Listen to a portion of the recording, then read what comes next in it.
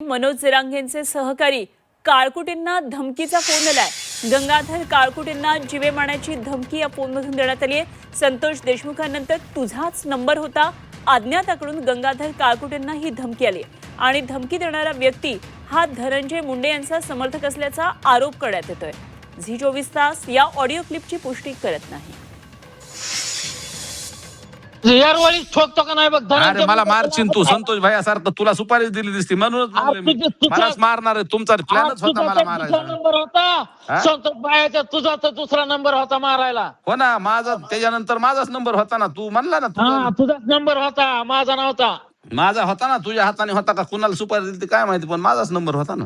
माझ्या हाताने नाही सुपारी दिलेली। ठीक आहे, उद्या ये, कुठं भेटायचं मला मारायला येतो। हा मी येतो कुठे ती तू ये परळी मध्ये ये, चल परत येतो। हा तू कायला आधी म्हणला इथं वांगी ते इथलं बीड तालुक्यातलं गाव सांग। परळी मध्ये खरं नाव सांग, येतो का नाही बघ।